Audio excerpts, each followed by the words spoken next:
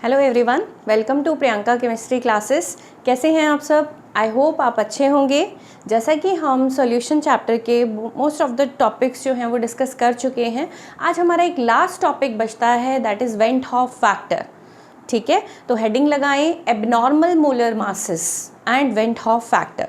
ठीक है, तो मेरे साथ हेडिंग लगाएं abnormal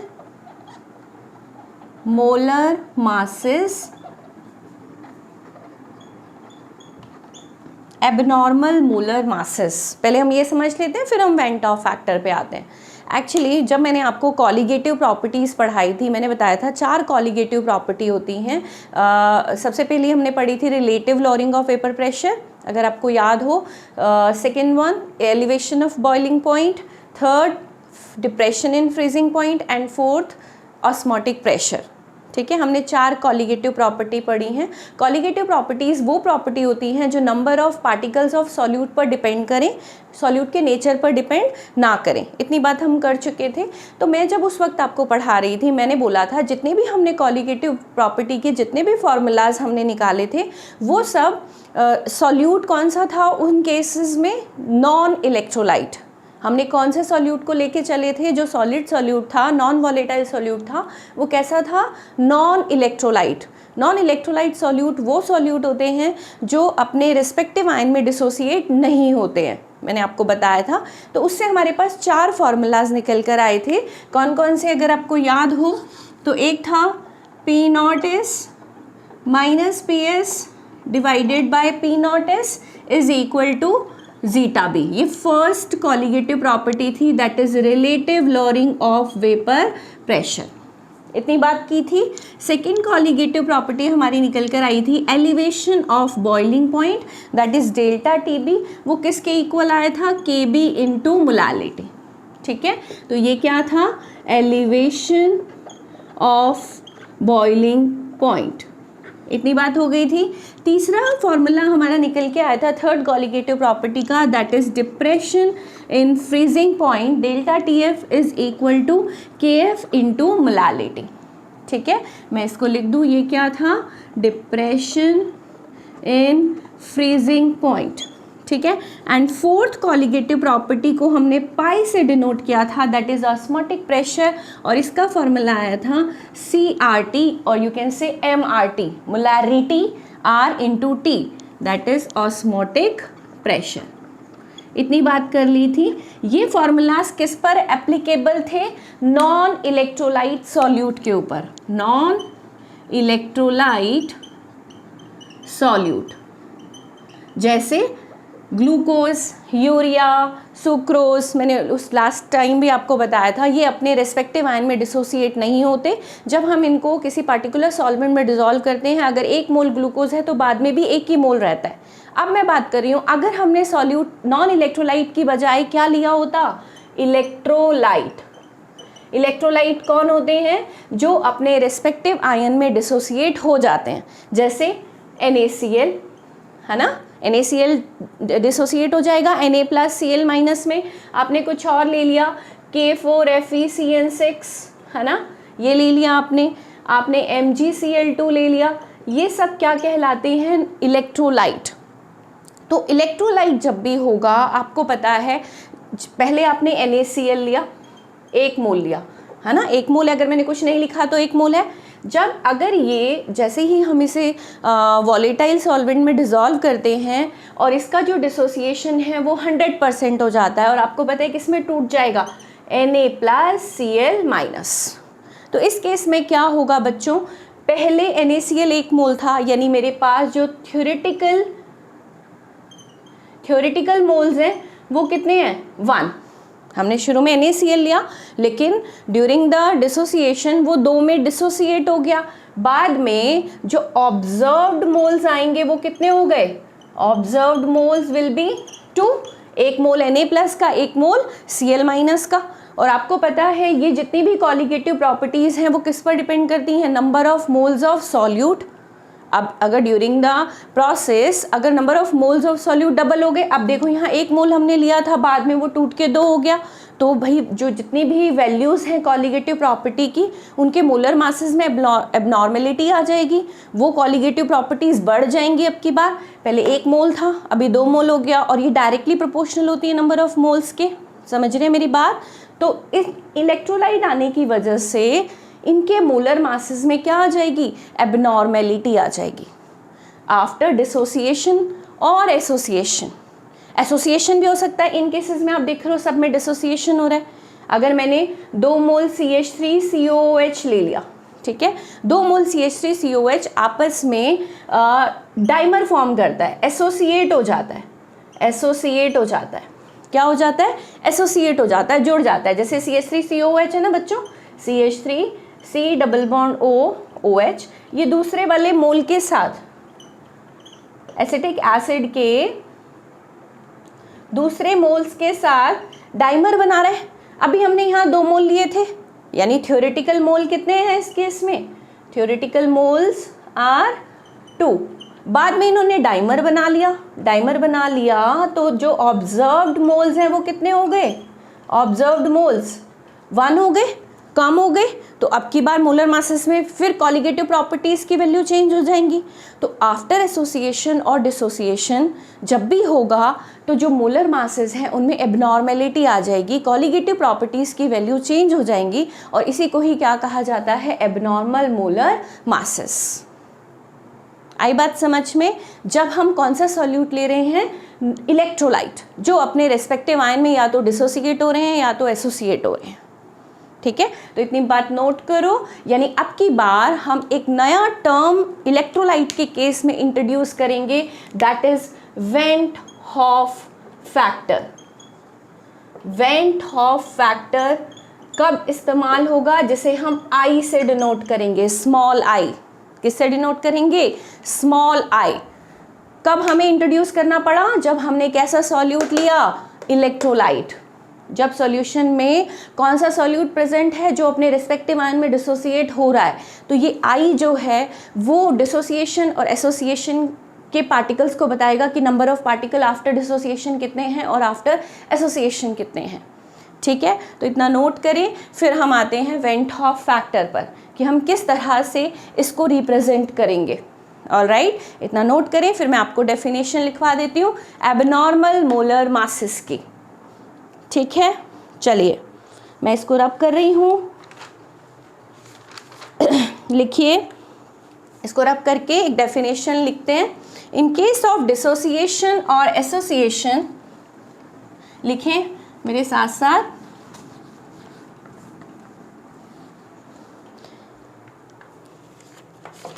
In case of dissociation or association, in case of dissociation or association of solute particles of solute in solvent. In case of dissociation and association of solute in solvent, theoretical and observed values, theoretical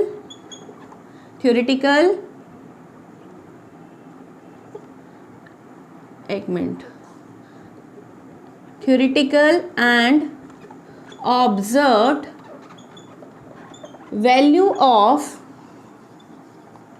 colligative property are different. Colligative property are different. It is called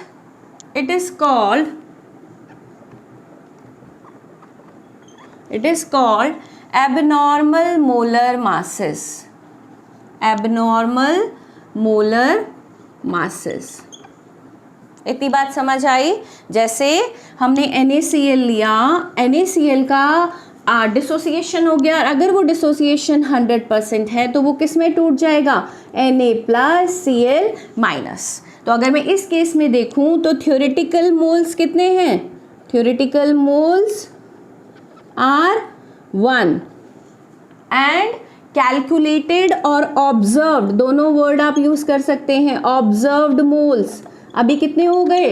2, यानी n का value क्या हो गया? 2। n क्या है? Number of particles after dissociation, ठीक है, number of particles after dissociation कितने हो गए? 2। और आपको पता है जितनी भी कॉलिगेटिव प्रॉपर्टीज़ हैं वो number of moles of solute पर डिपेंड करती हैं। यानी अब की बार जितनी भी कॉलिगेटिव प्रॉपर्टीज़ का फॉर्मूला था उसमें एक टर्म मैं यूज़ कर रही हूँ, that is van't Hoff factor. कैसे? यानी पहला फॉर्मूला था relative lowering of vapour pressure P naught S minus P S divided by P naught S is equal to I into zeta B. I क्या है यहाँ पर? I is equal to van't Hoff factor, ठीक है। अभी इसके formulas की बात करेंगे कि I के कौन कौन से फॉर्मूला हम यूज करेंगे। यानी सेकेंड कॉलिगेटिव प्रॉपर्टी क्या हो जाएगी? Delta T B is equal to I into K B into molality, ठीक है। जब हम कौन यूज कर रहे हैं? हम इलेक्ट्रोलाइट यूज कर रहे हैं, नॉन इलेक्ट्रोलाइट सॉल्यूट की बजाय कौन सा यूज कर रहे हैं? इलेक्ट्रोलाइट। डेल्टा टी एफ क्या बन जाएगा? I इंटू के एफ इंटू मोलालिटी। बात समझ आ रही है? और ऑस्मोटिक प्रेशर का फॉर्मूला क्या बन जाएगा? I into C R T. तो ये चारों फॉर्मूला में मैंने एक टर्म यूज करी है I, जो क्या होता है? Went Hoff factor. क्या होता है? वेंट हॉफ फैक्टर, ठीक है। और वेंट हॉफ फैक्टर का फॉर्मूला आप क्या लगाएंगे? जैसे वेंट हॉफ फैक्टर क्या होगा? ध्यान से देखो, मैं इसको रब करके यहाँ लिख देती हूँ फॉर्मूलाज, आप लिख लीजिए साथ साथ। वेंट हॉफ फैक्टर I क्या होगा? I is equal to observed mole of solute, observed moles of solute, यानी जो ये थ्योरेटिकल मोल्स थे, ऑब्जर्व्ड मोल ऑफ सॉल्यूट जो ये वाले थे 2, डिवाइडेड बाय ऑब्जर्व तो ही थे ना कैलकुलेटेड वाले जो आफ्टर डिसोसिएशन हमें मिले थे, divided by calculated moles of solute. यानी आप क्या लिख सकते हैं? Number of solute, number of moles of solute, एक और फॉर्मूला आफ्टर डिसोसिएशन और एसोसिएशन, आफ्टर डिसोसिएशन और एसोसिएशन और डिवाइडेड बाय कैसे निकालेंगे? I number of moles of solute before dissociation, ठीक है, बिफोर डिसोसिएशन और एसोसिएशन, डिसोसिएशन और एसोसिएशन, ठीक है। यानी ऑब्जर्व्ड मोल्स जो आफ्टर डिसोसिएशन है उसको अगर आप थ्योरेटिकल मोल से डिवाइड कर दें तो आपके पास I का वैल्यू आ जाएगा। अब डिपेंड करता है कि डिसोसिएशन 100% है या उससे कम है, उसकी बात 2 मिनट के बाद करते हैं। तो this is the formula to calculate van't Hoff factor I, ठीक है। एक फॉर्मूला और लिख सकते हैं, मैं नीचे वाले को रब कर रही हूँ।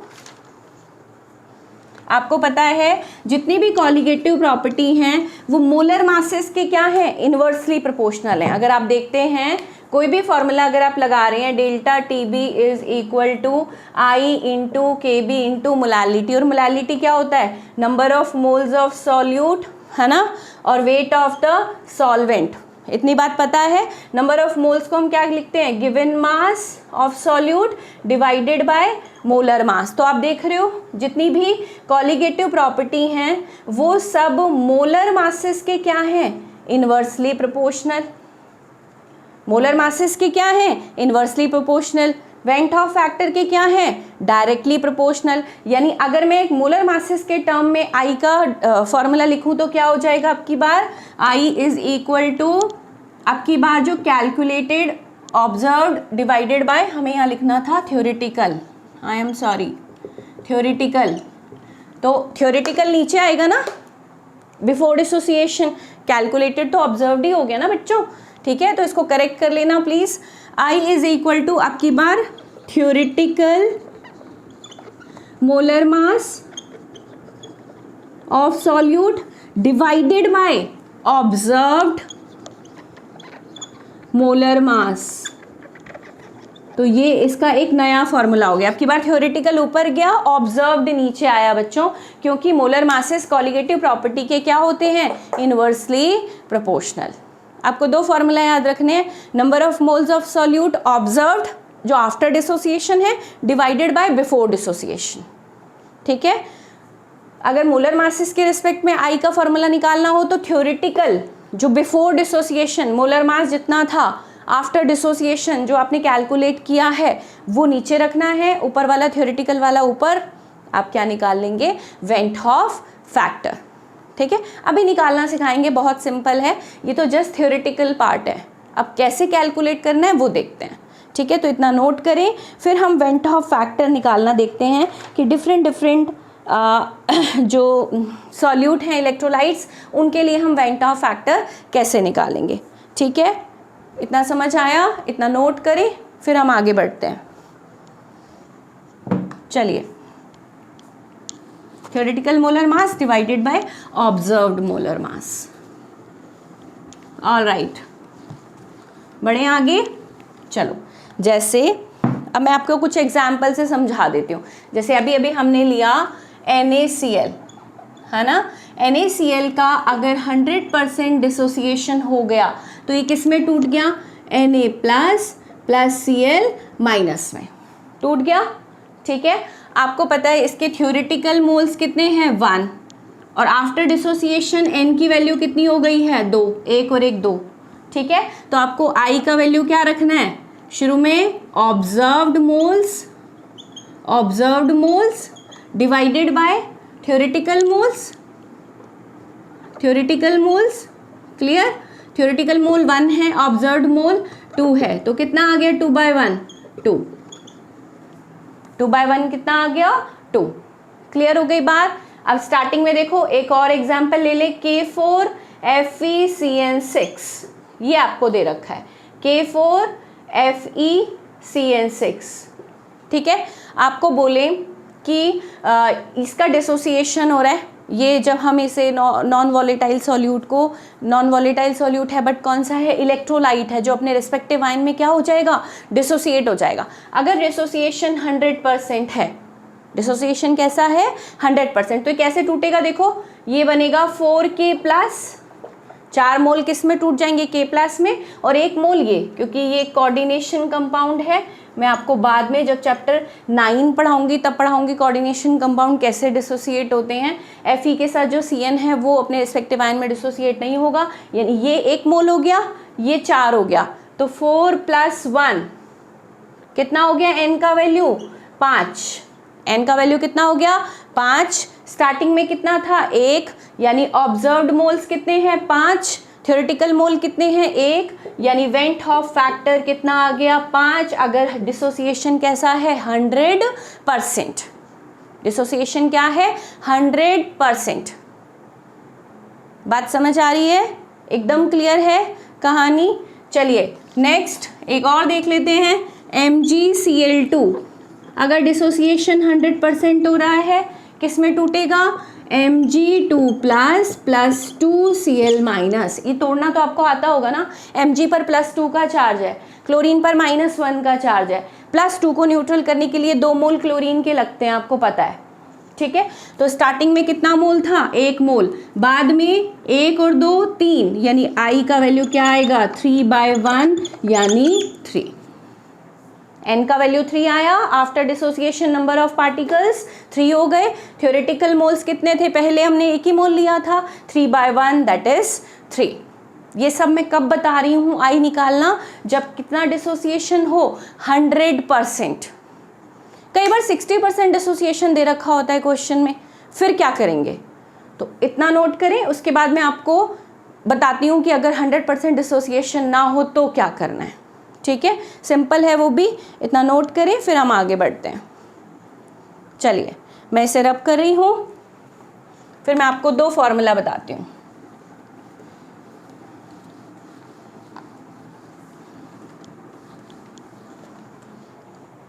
चलो लिख लो, to calculate value of I if dissociation is less than 100%, less than 100%, dissociation or association is less than 100%। ठीक है, अब एक चीज ना प्लीज याद रखना कि जब भी डिसोसिएशन होगा आई का वैल्यू हमेशा 1 से ज़्यादा होगा।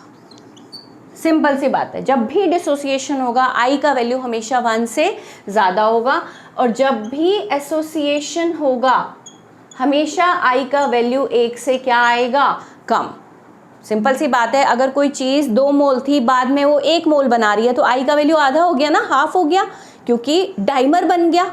बात समझ आ रही है? तो एसोसिएशन में हमेशा आई 1 से कम, डिसोसिएशन में आई 1 से ज़्यादा। कितना ज़्यादा होगा ये देख लेते हैं। ठीक है, अगर डिसोसिएशन 100% ना हो तो आप आई का फॉर्मूला यूज़ करेंगे, I is equal to 1 + n-1 alpha.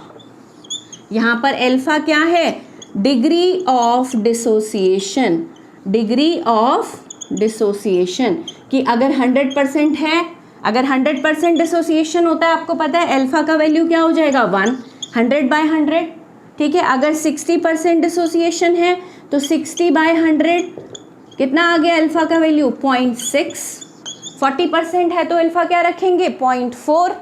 बात समझ आ रही है? तो इस तरह से आप इवेंट ऑफ फैक्टर निकाल लेंगे जितने परसेंट भी क्या होगा डिसोसिएशन। ठीक है, एसोसिएशन के लिए इवेंट ऑफ फैक्टर जब भी कोई एसोसिएट होगी तो 1 + 1/n - alpha. Alpha again degree of dissociation 100% है तो अल्फा का वैल्यू 1, 60% है तो 0.6, 40% है तो 0.4, 50% है तो 0.5। ठीक है, डिसोसिएशन अगर 100% है तो अल्फा का वैल्यू 1 रख लेना। अभी देखो NaCl किस में टूटता है, Na + Cl- में। मैंने बोला क्वेश्चन में दिया हुआ था ये कंप्लीटली डिसोसिएट हो गया, कंप्लीटली डिसोसिएट हो गया मतलब अल्फा क्या हो गया 1। अभी रखिए फॉर्मूला में I is equal to 1 + n क्या है, number of particle after dissociation, n का वैल्यू कितना है 2 - 1 और अल्फा क्या हो जाएगा 1 क्योंकि 100% डिसोसिएशन हुआ है। I का वैल्यू क्या आ जाएगा 1 + 1 × 1, 1 + 1 दैट इज 2। बात समझ आ रही है? और अगर इसी में ही क्वेश्चन में दिया होता कि NaCl 100% डिसोसिएट ना होके 60% डिसोसिएट हो रहा है, अब की बार डिसोसिएशन के लिए उसने लिखा कि NaCl डिसोसिएट्स 60%, 60% क्या हो रहा है डिसोसिएट, बनाएगा क्या Na + Cl-। अब की बार डिसोसिएशन कैसा है 100% नहीं है, यानी अल्फा का वैल्यू कितना है 0.6। अभी फॉर्मूला में रखें I is equal to 1 + n का वैल्यू तो अभी भी 2 मोल है -1 इंटू में 0.6, 0.6 रखेंगे ना 1 की जगह पर। सॉल्व करें 1 + 1 इंटू 0.6, 1 को 0.6 से मल्टीप्लाई किया 0.6, 1 + 0.6 आंसर विल बी 1.6। अब की बार वेंट ऑफ फैक्टर 2 नहीं आया, कितना आया है 1.6। आई का वैल्यू आप क्या रखेंगे, जब भी आपको कोई कॉलिगेटिव प्रॉपर्टी निकालनी होगी, अभी हमने जो फॉर्मूलाज लिखे थे उसमें आई का वैल्यू आप रखेंगे 1.6 rather than 2 because dissociation is not 100%, dissociation is 60%। आ रही है बात समझ में? क्लियर हो गई बात? ऐसे निकालना है। ठीक है, आपको बोला गया डिसोसिएशन ऑफ, ध्यान से देखो, dissociation of K4FeCN6 is 40%। Question है ये आपका, dissociation of K4FeCN6 during the जो रिएक्शन है उसमें K4FeCN6 का डिसोसिएशन 40% हो रहा है। कैलकुलेट I मतलब वेंट ऑफ फैक्टर। कैसे निकालेंगे ध्यान से देखो, K4FeCN6 बच्चों किस में टूटता है CN6, आपको मैंने बताया था 4K प्लस FeCN6 4 माइनस, तो N का वैल्यू इस केस में कितना आएगा 5, 4 तो पोटेशियम के आयन हो गए, एक FeCN6 हो गया 1 मोल। ठीक है, तो number of particles after dissociation 5, value रखें इसमें, और अब की बार डिसोसिएशन कितना है 40%, यानी अल्फा का वैल्यू आपको रखना है 0.4। सॉल्व करें, यानी I कितना आएगा इसके लिए 1 प्लस N का वैल्यू 5 माइनस 1 इंटू में 0.4। सॉल्व करें, 1 प्लस 4 में 5 में से 1 गया 4 इंटू में 0.4, 1 प्लस 1.6, 4 4 16, एक के बाद पॉइंट लगाया 1.6, 1 में 1.6 ऐड करेंगे 2.6। That is the answer when K4FeCN6 is dissociated only 40%. What will be the value of I? This is the value of I. कुछ नहीं किया मैंने, N का वैल्यू 5 रखा, डिसोसिएशन 40% था तो अल्फा 0.4 रखा, इसको सॉल्व कर लिया।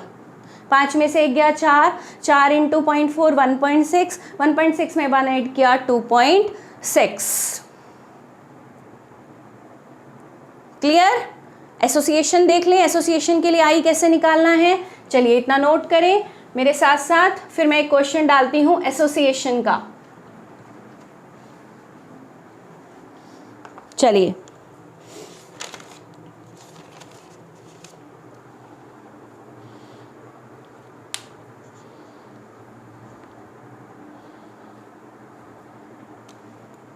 करें आगे, एसोसिएशन का भी देख लें एक बार।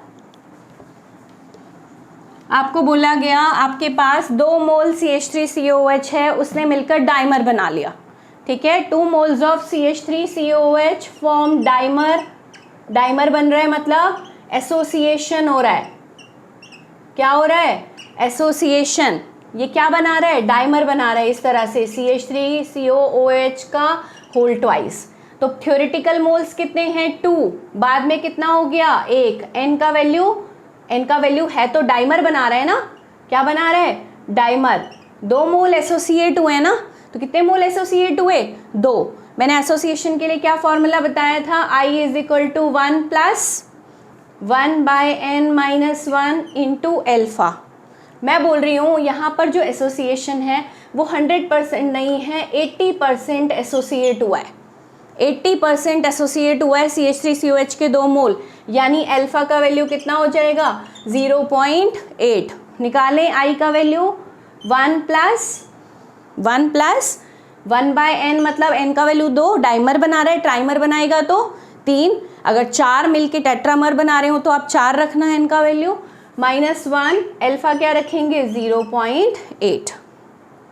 ठीक है, सॉल्व करें, कितना आ जाएगा? एलसीएम लिया 1 - 2/2 इंटू 0.8 है ना, तो 1 प्लस -1/2 इंटू 0.8। 1 देखो ना यहाँ पर -1/2 तो बचेगा, -2 में से 1 गया तो -1/2। ठीक है, इंटू 0.8 कितना आ गया 0.4। 1 में से हम 0.4 क्या कर देंगे माइनस, तो 0.6। कितना आंसर आएगा 0.6, क्योंकि अब की बार डिसोसिएशन क्या हुआ है 80% हुआ। ध्यान से देखो तो मैंने अल्फा का वैल्यू रखा 0.8, 1/2 - 1 कितना आ गया, सॉल्व कर लिया इसको पूरा। 1 में से माइनस का 0.4 माइनस किया तो कितना आया 0.6। मैंने कहा था हमेशा जब भी एसोसिएशन होगा I का वैल्यू 1 से हमेशा कम ही आएगा। ठीक है, अगर इसी में 100% एसोसिएशन होता तो मैं यहाँ क्या रख देती 1, I का अल्फा का वैल्यू क्या रखती 1, तो 1 में से हाफ माइनस करते तो कितना आ जाता हाफ, यानी 0.5। समझ आ रही है बात? और क्वेश्चन देख लें इसका। चलो एक क्वेश्चन है, मान लो आपको बोला कि A2B3 है, कोई भी कॉम्प्लेक्स है A2B3। ठीक है, फॉर्म ट्राइमर, क्या बोल रहा है ये क्वेश्चन लिखो A2B3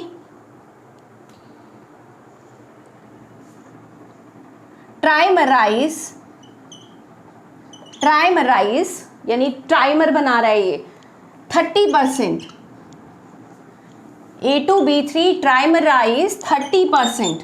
calculate van't Hoff factor, calculate I। आपको क्या निकालना है? I। आपको बोला है A2B3 कोई एक कंपाउंड है, सॉल्यूट है जो ट्राइमराइज हो रहा है और वो भी 100% नहीं हो रहा, 30% हो रहा है। कराऊं? बहुत सिंपल है। आपको पता है सबसे पहले A2B3 किस में टूटेगा? A2B3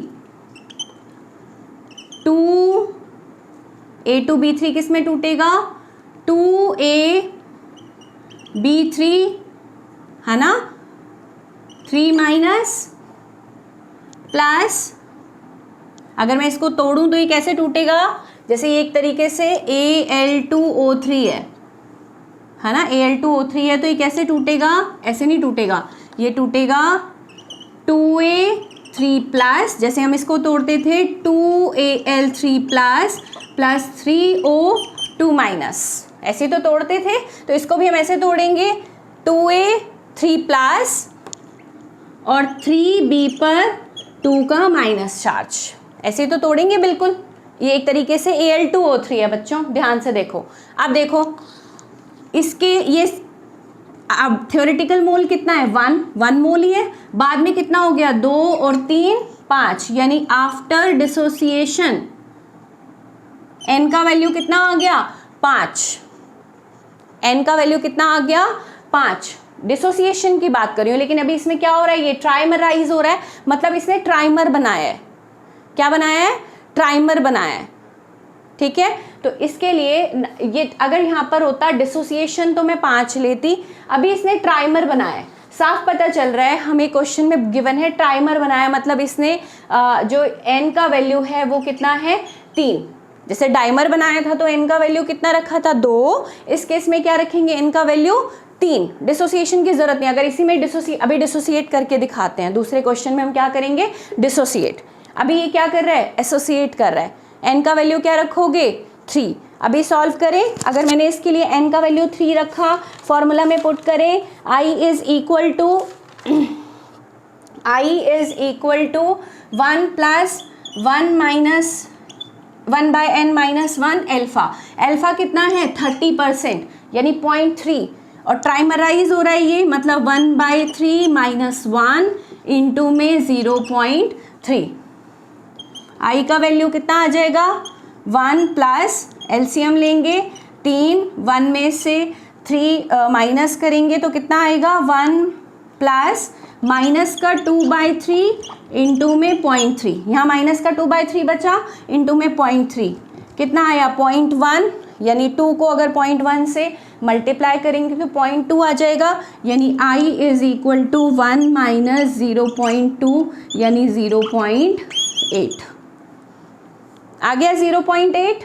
और इसी क्वेश्चन में अगर ये बोलता ट्राइमराइज होने के बजाय ये डिसोसिएट हो रहा है, क्या हो रहा है? डिसोसिएट। इसी में देख लेते हैं, जैसे मैं अभी तोड़ के दिखा रही थी आपको, तो यहाँ पर करते हैं। A2B3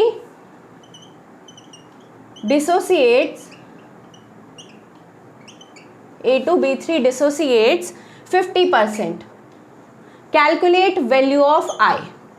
अब करें इसको, डिसोसिएट करके दिखा रही थी मैं A2B3 को। A2B3 कैसे डिसोसिएट होगा बच्चों? 2A plus 3B minus, 2A plus 3B minus, 2A plus 3, इसका +3 ऊपर जाएगा और 3 को न्यूट्रल करने के लिए 2 माइनस, तभी तो बराबर होगा charge. 2A plus 3B minus 2। ठीक है, इसके लिए n का वैल्यू आफ्टर डिसोसिएशन कितना हो गया? 5। कैसे निकालना है? फॉर्मूला वो लगाना है, 1 प्लस n माइनस 1 एल्फा लगा दोगे। 1 प्लस n का वैल्यू 5 माइनस 1 एल्फा, अब की बार 50% डिसोसिएट हुआ, 0.5 रखेंगे तो 1 प्लस 4 इंटू 0.5, 5 4 20, यानी 2.0 प्लस 1 कितना आ गया? I is equal to 3। 5 चौक 20, 20 एक के बाद पॉइंट लगाना है, यानी 2 बचा, 2 और 1 3, आई का वैल्यू आ गया 3। आई होप आपको समझ आ गई होगी कहानी, जो मैं बोलने की कोशिश कर रही हूँ कि एसोसिएशन अगर 100% होता तो मैं अल्फा का वैल्यू 1 रख देती, आई का वैल्यू 5 ही आता, 4 + 1 5। अब की बार डिसोसिएशन 50% है तो अल्फा रखा मैंने 0.5 रखा, इसको सॉल्व किया तो आई का वैल्यू कम आया, ध्यान से देखो कम आया, ठीक है। तो इसी तरह से हम डिसोसिएशन और एसोसिएशन के लिए वेंट हॉफ फैक्टर निकालते हैं, फिर हम इसकी वैल्यू आई कॉलिगेटिव प्रॉपर्टी की वैल्यू निकालने के टाइम पर इसकी वैल्यू यही वाली रखेंगे और उस क्वेश्चन को सॉल्व कर देंगे। तो ये था हमारा abnormal masses and van't Hoff factor, किस तरह से कैलकुलेट किया जाता है। डिसोसिएशन होगा तो वेंट ऑफ फैक्टर हमेशा 1 से ज़्यादा, एसोसिएशन होगा तो वेंट ऑफ फैक्टर हमेशा 1 से कम। आई होप आपको समझ आ गया। यहाँ ट्राइमराइज हो रहा था, यानी ये ट्राइमर बना रहा है, ठीक है। 3 मोल आपस में मिल रहे हैं तो n का वैल्यू 3 रख के इस फॉर्मूला में n का वैल्यू 3 रखा, और वो भी जो एसोसिएशन है वो 30% हो रहा है, यानी 0.3 रखा। यहाँ पर डिसोसिएशन हो रहा है वो भी कितना 50%, तो अल्फा का वैल्यू 0.5 रखा, ठीक है। तो this is all about van't Hoff factor. In next lecture we will continue with some numericals of colligative properties and van't Hoff factor, ठीक है। तो इस वीडियो में इतना ही, वीडियो देखते रहें मेरे चैनल पर और अपने कॉन्सेप्ट्स को क्लियर करते रहें। Thank you so much.